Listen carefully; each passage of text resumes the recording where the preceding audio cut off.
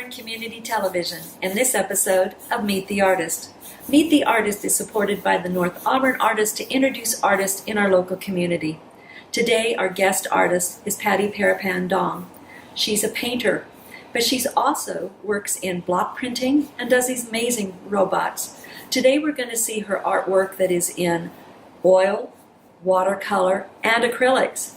And we're going to see her in this fabulous studio that she's invited us to. It is an amazing backdrop for her work that contains vibrant colors and bold strokes.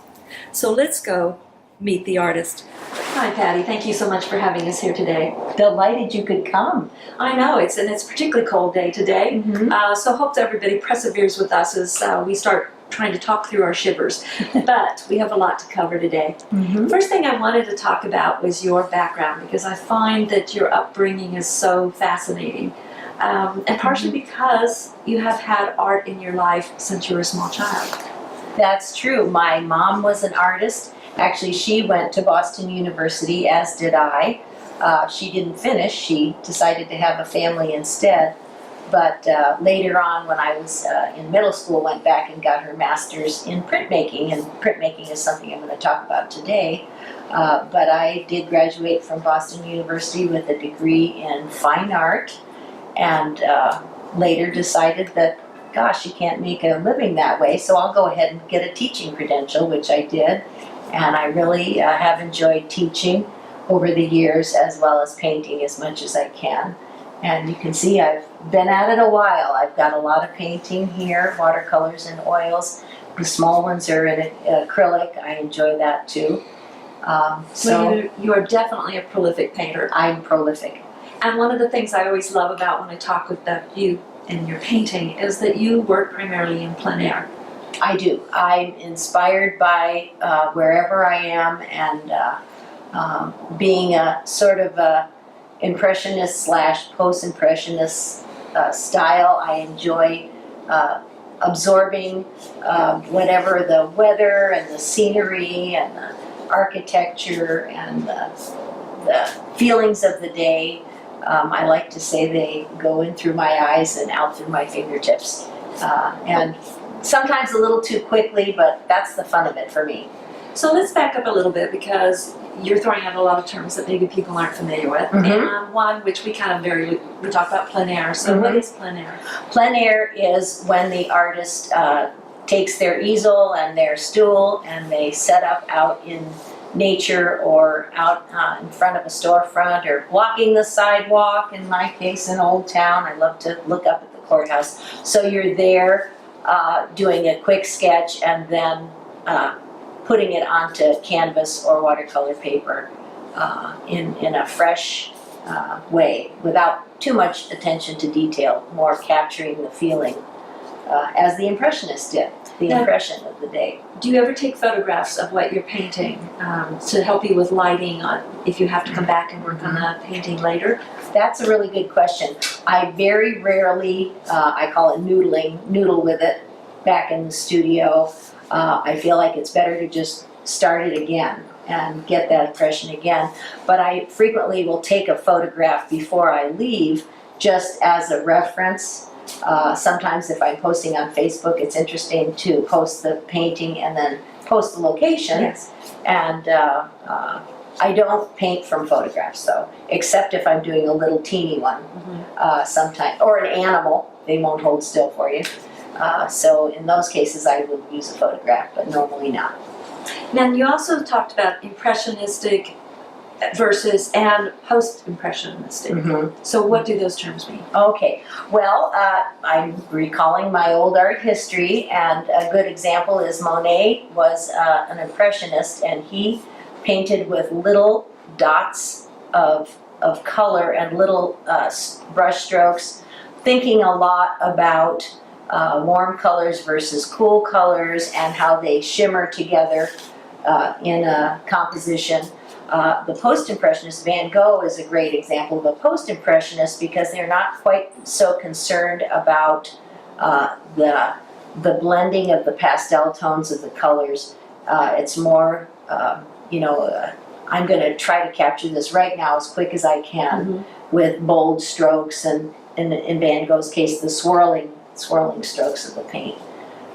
So Well, we can definitely see those bold Yeah. strokes in your work, as I Right. indicated when we did the introduction. right, yes, Very, very evident, as well as the vibrant colors. right. So Just push it a little bit. Yes, so I can And- see where Mhm. you would define yourself in those categories. Right. So, but the Impressionists were the first to go out in nature and try to capture the light of that day. So they're the ones who invented plein air, pretty much. And it's a French word, it can just Mhm. roll off our tongues. Right. So the first thing we're going to do today is you're going to show us how you do your block printing, Mm-hmm. which is always a fascinating process because there are so many steps to it. Mm-hmm. And I don't think a lot of people recognize just how much time and effort it takes in order to do these. Because this starts with actually some carving. It actually starts with a sketch. I've got Okay. piles of sketchbooks here. So you go out and you gather your material, or some people would start with a photo. For an example, this one here, I call it Hot Goats. It was a hot summer day, and my neighbor at the time, right across the fence, actually they're still, the goat's long gone, but the neighbor is still there. And I sketched their goat, and it turned out that I had spent quite a bit of time sketching it. And so I had 3 fairly decent poses, and this is the little shelter that they had from the sun. And so you get a sketch, you make your composition, decide what it's going to be, sketch it onto a block. In this case, this is alder, which is not as hard as, say, maple or something, but it's not as soft as pine. You want something that's not too soft and not too hard. So I sketched it on there, knowing that it was going to be reversed. And Yes, I never Yeah. thought about that. Yes, Okay. yes, knowing that it's going to be reversed, though it doesn't really matter in this composition. If you have lettering, it matters more, of course. And then I carved it out, and we want to use a bench hook. This is a safety tool, so when you're pushing hard on your carving tools, you're not doing this. Now, Because with that would be... your carving tools, let's look at what you have here. This is actually pretty narrow. Do these come in This- different widths? Oh yes, I have a whole bunch of them, but this is it's a liner, which means it would be mainly for delineating the shapes before you remove the negative areas with a gouge. So this is just one of the tools. But then you've got the key block, the basic composition, and knowing that I had the time and the energy and the will to do a 3-color block, I transferred this by means of inking, putting it on wax paper so the paper would release the ink, and then reprinting it on 2 more surfaces, right here and here, and thinking in terms of value in art, light, medium, and dark. And I've printed this in editions of cool colors, blues and purples, as well as this is the warm color edition of the block. And then when you're printing it in a multicolor print, you start with the lightest color. So when I'm going to be printing a little bit today, I'm just going to print a one color image, or black and white image. So doing these goats, so Mhm. you basically have 3 different blocks that you carved in Mhm. order to do those variations Yes, in color. Right. Another way an artist can vary the color in a block print is just to take a piece of paper and splash it with watercolor. This one here is just a piece of watercolor paper that I had fun splashing some primary colors on, and then once that's dry, you can go ahead and print black on it. So it gives you the feeling of a multicolored block, but it's really not. Anybody looking at it who's had any experience would know that no other blocks were involved. It was just the paper. And I've also done paper with leaf prints on it, and then you put an image over that. So there's a lot of ways to, and when I do my teaching with my middle schoolers, I teach over at St. Joseph's School here in Auburn, we concentrate on printmaking because that's what I enjoy, and it's good for their brains. Any of that left, right, positive, negative stuff is Yes. very good for the developing brain. So we do sometimes collages and then print on top, or just different ways to manipulate the materials. Okay, so now you have your block that is all carved, Right. and you're holding. Now this looks like a different type of block. Yes, this is a wood block, which of course the Japanese have been doing this for 3,000 years, and then the Europeans for 500 at least. Then later in the early part of the 19th or the 20th century, linoleum was developed as a floor product. Yeah. But artists went ahead and used it also as a carving medium. So this is a slab of linoleum, and it is just mounted on a piece of particle board, and then the artist can carve it without having to fight against the grain. So this was quite a development in terms of how the technique is used. Also, it's a little bit easier to carve than wood and more predictable. So there's going to be less cut fingers, and it made it a little bit more convenient for the teacher to use. Mm-hmm. But since when I started teaching back in the late 70s, we had linoleum and we had wood. But then later on, just soon after that, I'd say the 80s, this material called safety cut was developed, and it's actually a material that is used for making erasers. It's a rubbery thing, and frequently when my kids get done with their block prints, they'll cut them up and use them for erasers. So that's the kind of material it is. It's not as easy to carve as a bar of soap, but it's in that ballpark. So, and also it's nice because you can use both sides, making it a more economical type of a material. So this is one of my favorite spots around town, and I'm kind of into kayaks, if you'll see from the paintings. But this is our little kayak shop, Sierra Outdoor Center over on Lincoln Way, and I printed or I used the sketches that I used for the paintings to do a block print one time, and here it is. So as you can see, I had to figure out how to do the name backwards. And when I'm teaching the kids, I just have them write it on a piece of paper, hold it up to the light, and look through the back. And that way they can check if they've got it proper, the proper order of the letters. It certainly does bring an appreciation for the amount of effort that goes into particularly something with the words on it. Right. In fact, the whole process, Right. to be honest. Yeah. Yeah, and I test the kids because they have to put their initials in the lower corner. And so I make sure that they understand the concept. Mm-hmm. And some of them get it right away, and other ones are, oh yeah, that's what you meant. Yeah. So, all right, shall I go ahead So let's go ahead and do a print? Okay, I've got my handy dandy gloves on because. Now, it's a pretty cool day today, as we had mentioned. Yeah. And so do you have a problem with the ink in terms of... Yes, but I've been sitting on this tube of ink since we decided, so it's warmed up a bit. But this is what we call an ink slab, which in this case is a piece of plexiglass that has been recycled into this technique here, to this. Alrighty, so here's your printer's ink. This happens to be water-based, which I use at school. You wouldn't want to be using oil-based things with the kids. And this is a brayer, otherwise known as a roller. But brayer is the proper name for it. And so you're just going to get some of your ink, and I can tell that this is still a little bit on the stiff side. Being water-based, I'm going to reach over here and just put a few drops of water on it here.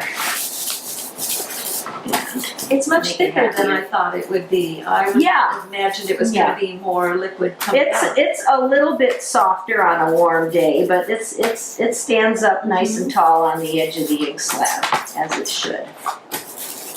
So you want a nice, smooth slab, and then, let me get that guy out of the way. Oh, so you do actually put the ink on. Lift, roll, reload. And if you go this way and that way and this way and that way, then you're not really distributing the ink. As I tell the kids, it's lift, roll, lift, roll. And this is where they learn the word perpendicular if they don't already know it. I say perpendicular and they're supposed to go like this. There we go. And it wants to have the same degree of shininess And when I want them to be quiet and stop talking to one another, I say, you have to listen to the ink. There you go, now it's ready. It's ready. So what sound are we listening for?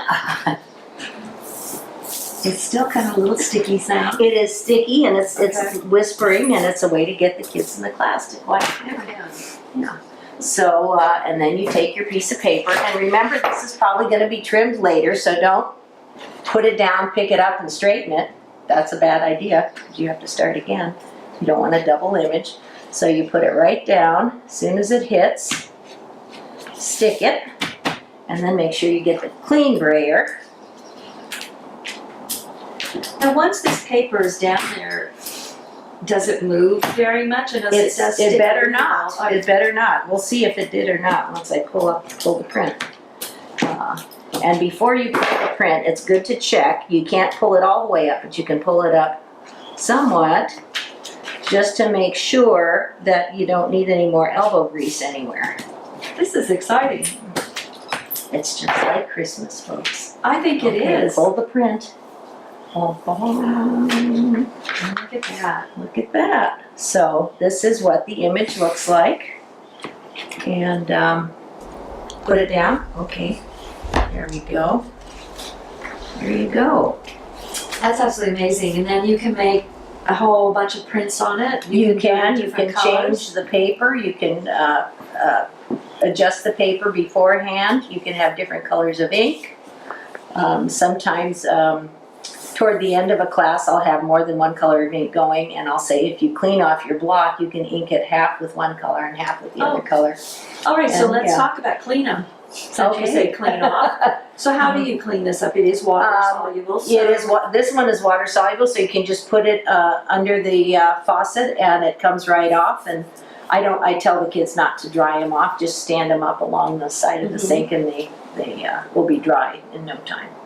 And then when I'm doing printmaking in here, I have my clothesline that I hang across here, and that's a good way to dry them off. So about how long does it take it for these prints then to dry? If it's a warm day, 5 minutes. If it's a day like this, probably a couple hours. Longer. Yeah. Now what do you do with, like, you've got a lot of ink out there, so what are you going to do with that? Being the thrifty person that I am, I will probably try to get my little palette knife and put it back in. Yeah, which I have done a lot. I did put out a lot just to demonstrate. But Well, no, I'm glad you did, because yeah. I would never have thought that it was as solid. It's not solid, but it's it's robust. It's like toothpaste. It is. It's like Exactly. toothpaste. But this much ink is probably good for maybe 6 or 8 prints like this. So it does get used up. And when you've got kids going through, we've got to keep the ink right there. So that's the story of block printing. Now you do mention the kids that you're teaching, and it's obvious. Too much, probably. No, it's very obvious that you love that part of your life. Is sharing what you have inside, that you're sharing that with these younger people. And what age groups are we talking about? I do kindergarten through 8th grade, and all different techniques. The middle schoolers, 6th, 7th, and 8th, are the only ones who get to use the knives, But I enjoy all kinds of, collage and drawing and painting with all the age groups. I've also done adults. Back when I was first qualified as a teacher, I taught at a junior college overseas for 1 semester and just did art. So I've taught all age groups, and I do workshops over at the coast. We have a little place over there, and there's a lot of retired people over there, and I do day-long workshops. And you do summer classes too. I do summer classes for kids in the studio, and I really get to sort of test out my lessons for the year. I do art around the world, which is different cultural type. We do the Chinese brush painting, and we do some batik, and we make little totem poles for the Native American, and just different sort of subjects and techniques. Last year we did the volcano was erupting, so we did some tikis and volcanoes and found Hawaii on the world map. We always look, I feel like kids don't know geography like they ought to. So, and I've always enjoyed traveling and that kind of thing, so I try to bring that in. Oh, I wish you would have been my art. I do have a good time. Yes, I love it. I do love it, and to bring the world and to have kids see world history in terms of art. You know, they'll talk about the Renaissance, but you know, if you get to do a Sistine Chapel lesson, that brings that whole time period so much more into focus. Or a Mona Lisa, you know, we can have them all pose, and that also gets them quiet. Okay, everybody be the Mona Lisa. Okay, who's the best one? Practice our Mona Lisa smile. That's right. And the hands, where I can see them, please. So let's talk about, segue into your painting, because obviously you walk into this studio, which I have to say it has such an amazing vibe when you come in here. The color just assaults your senses, and it's not an assault in a bad way. As an artist, I just absolutely love this studio. Well, you're a colorist as well, yes. So that and that's why the bold colors would just capture you here. So that's why I think it's so wonderful that you're sharing it with us today. And it's nice that the tours that we have, because people can come on the studio tours as well. So as we look around in the various, well, in fact, you cannot turn in the studio without seeing either your oils, your acrylics, or your watercolors. So let's take a little bit of time and kind of go to each one of these walls, and that we can look at some of this artwork. All right, good idea. So let's take a tour around your studio, and let's start with this wall that we have here. And part of the reason I wanted to come and see the wall behind us is because we have a lot of examples of the watercolor, the acrylics, and the oils. And I'd like to talk about those and some of what your inspiration has been, and then how you have varied that theme in the different mediums. Great. So let's start out with your chicken. Okay, this is my rooster that bought at a roadside sale one time years and years ago, and it is in different parts of my garden every summer. I painted it in watercolor, as you can see, with the sunflowers behind it. And then we had different type of sunflower that year, but that's an oil painting. I also have a duck. Duck. Yeah, the duck is over there somewhere. But the difference between watercolor and oil, first of all, watercolor is a lot more portable. If I go on a trip, which sometimes I do go on painting trips, you can load 25 pieces of watercolor paper in a portfolio and go.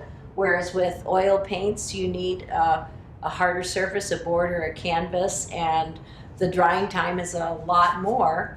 Weeks and weeks, so I don't paint on trips in oil. Sometimes I'll do an oil painting from a watercolor when I get home, rarely, or I'll do a small acrylic from something I've done on a trip.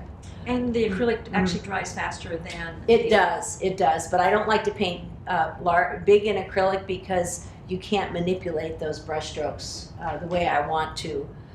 Whereas with watercolor, it's more a situation where you're layering the paint. You do a very nice light Juan Pena, one of my local teachers here, he calls it the definitive wash, where you splash around with your light bright colors and then you layer in your mediums and your darks, leaving the white of the paper for your contrast.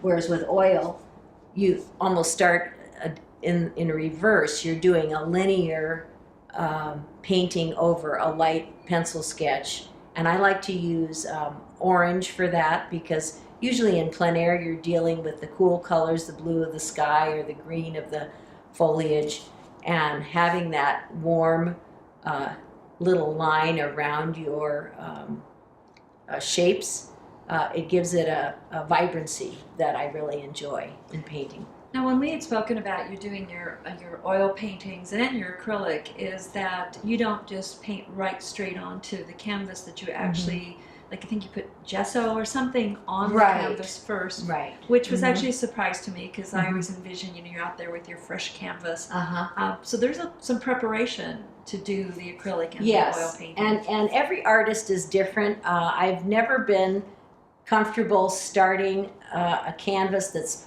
bright white, so I like to tone it with gesso. That gesso is just a term for a coating beneath the whatever medium you're using, oil or acrylic, to separate the fibers of that canvas or the fibers of the board from the paint, because you want to have that buffer in there. It'll last 500 years, whereas it might only last 200 years if you didn't gesso it. So, not that it'll matter to us, but the word archival is tossed around a lot in art these days, and this is how you make something archival, is you go through these steps to prepare and preserve the surface before you add the paint. Now, one of the things that we see a lot in your studio are the kayaks. And Mhm. again, you've given us an example here of this is oil? This Or is does it- oil. okay, This so one is oil. in oil, and then we also have it where you have done it Mm-hmm. in the watercolor. Yep. This actually, this was a plein air, and this was from a painting that's down there. Another, oh no, it's right here. I moved it. This kayak And we painting kind of there. work that, and you can see the So sometimes I do demos. This was for the Sacramento Fine Arts meeting. They have the entertainment section of their meeting. And so I was that one time and brought an oil and did a watercolor using that. So where was I going with this? I don't know, but we can easily Anyway, you can see the resemblance there, although I've switched around the colors. This is a plein air watercolor that I did in Italy, and those of you who have been to northern Italy might remember this spot. This is Cinque Terre, the village of Vernazza, one of my very favorite places in the world. I swam right there. Well, that's one of the things I love when I look around. You get to see places that you've traveled to. Yes. You get to see everyday things that, like the kayaks, things that you do see in our lives. Yes. And you take just objects like the chairs that are behind you, and you've painted them. And we'll see other paintings in here where you've painted objects, like there's one that I'm looking at, but we can't see in the photo, in the picture right now, but is a motor oil and WD-40. And you've turned into a piece of art. And I love it. The other thing I absolutely love too is just the practical things we see around, and she's turned them into art. And like right behind you, chairs. And you'll see a lot of chairs around here that she has painted. Right, my models, yes. And so who would think that these That's would one of the make chairs such we saw. incredible artwork of just a practical item that's in your home? And I love that you see the art in everything. Well, you know, our job as humans is to just live in the moment and to appreciate what's around us, I think. Well, you definitely do that. I do try to do that, and it's memories, but it's also things that are happening right now and things that we might overlook if we don't focus in a little bit.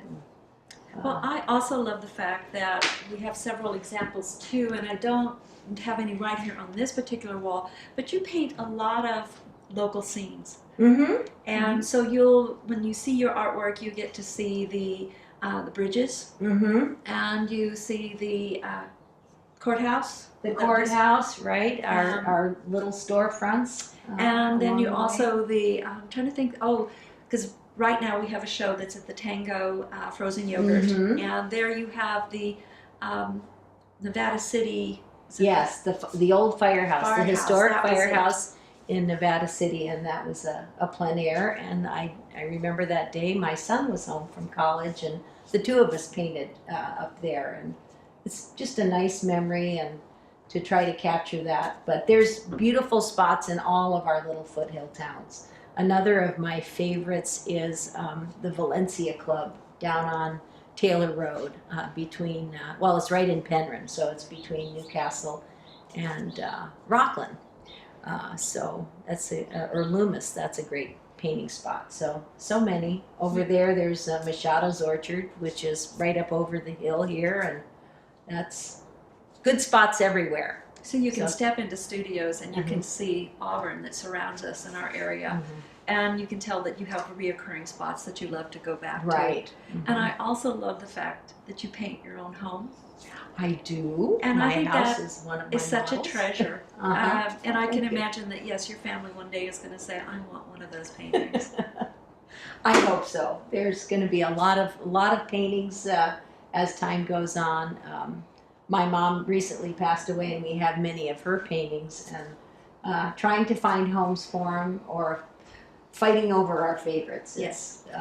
But it's something that I really enjoy doing. I can't help doing it, but Well, I'm our lucky kids will that just way. get to deal with it. Yes. So Yeah. let's talk about that. You have we have some tours that you participate in on a Yes. regular basis, and because North Auburn artists do support this program, and they have I think a couple tours now that they're going to do this year. So can you tell us a little bit about those tours? Yes, I'll just grab this. We just got our brochure for this year, and it's Mother's Day weekend, as it always is.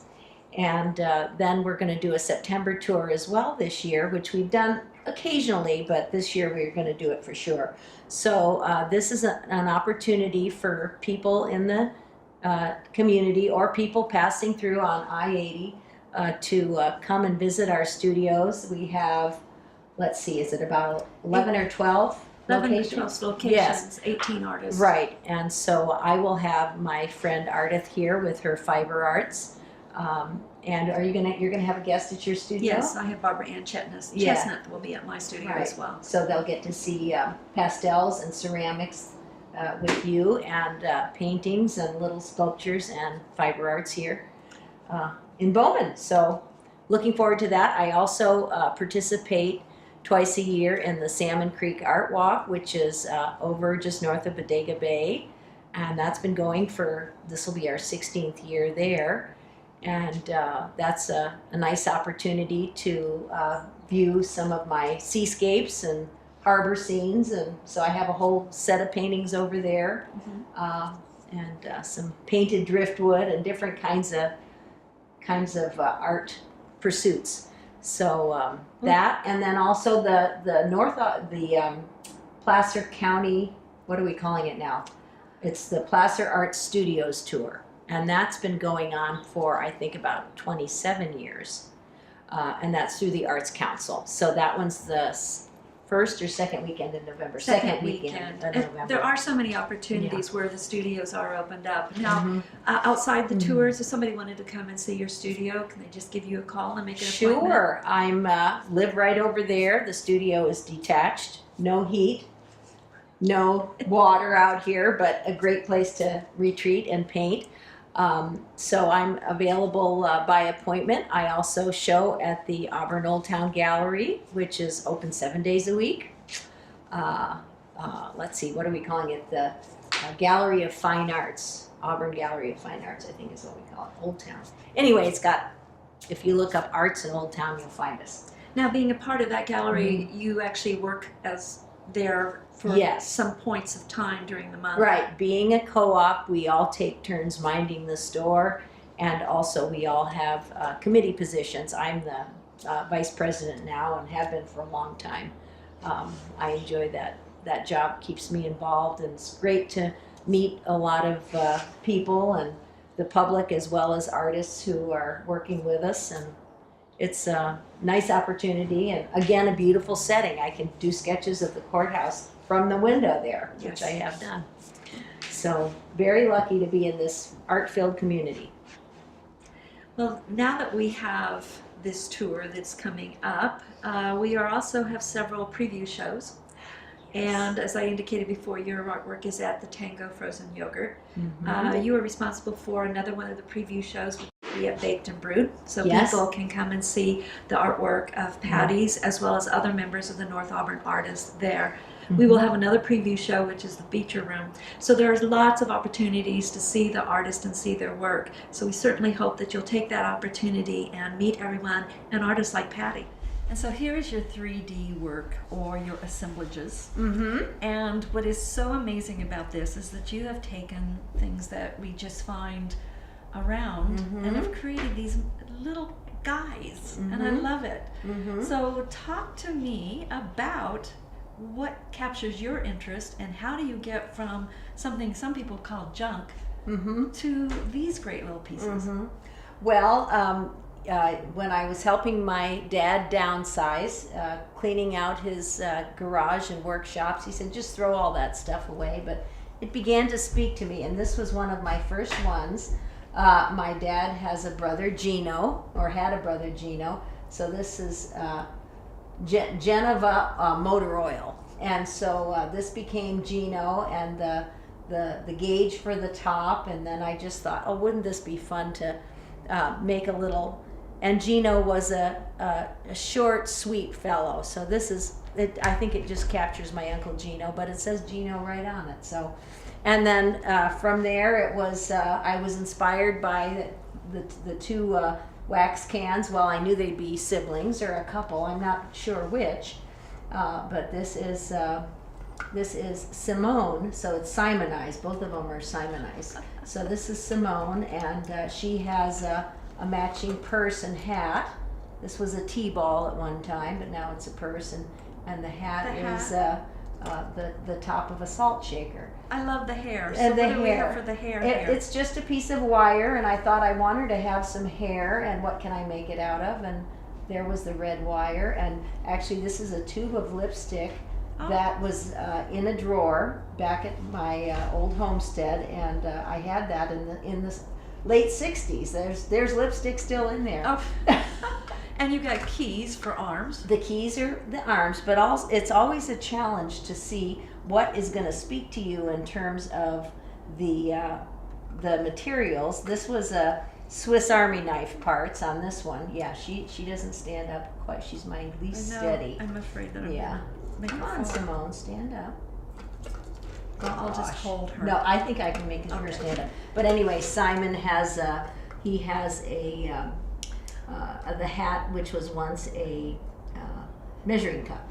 Now, when you do these, do you have an idea of what you're going to make, or does it kind of come as you find objects that I fit think together? the objects tell me what they're going to be. The objects tell me what they're going to be. With this, I had lots and lots of bottle caps, and I was sick of trying to make them all balance. I've done quite a few, sold quite a few, but I still have well, you can't see them from the camera, but the little band over there, they're a musical band. But I was getting a little annoyed with trying to balance them, so I thought I'm going to have some sitters, and the bottle caps on wires are the arms and legs, of course. So that's how you. So would it drill holes in them and Yeah, then thread them well, through? just hit them with a nail. Oh, okay. Yeah. Well, this is really interesting because I would never have guessed that these were bottle caps until you actually said that. And I love the fact that how you've got the colors that are coming, together. Looks like they've got. Yeah, great you sit tights on a warm summer day and you start sorting your bottle caps, and it's fun. It's just right brain activity. But these two, their heads, I don't know if you notice it right offhand, but the heads are both sprinkler heads of different types. So I knew that they would have to be a pair, and then it grew from there with the arms and the legs. And this one, I found these earrings they're not earrings, they're just they were 50 cents each. I didn't even notice those. But he has no mouth, so I think it's quite ironic that the earrings are smiling for him. And this, of course, was the Brillo from the kitchen. He had no hair for a couple months, and then I saw the Brillo. And The Brillo's perfect with it, and I love the fact that the hands are utensils. That's such a nice. Yes, my husband Dennis thinks we should get a battery and drill some holes in it and call it a sausage. A sausage. Now, I love this one. This is a dog. It's a dog. It's a little boy dog. You can tell because when he wags his tail, there's something. Yeah, and bicycle chains for his legs there. So things do move on these, because I noticed that when I moved this, that I get movement. They're in both of the slightly arms. kinetic. Yeah, Yes. they're slightly kinetic. Well, these are so exciting, and I can see how this would be just a lot of fun. I really have enjoyed making them a lot, and had them in. There's an annual show in Lincoln. What are they calling it? Pure Imagination, I think, is the name of the show now. But I have won prizes, and it's just recycled art.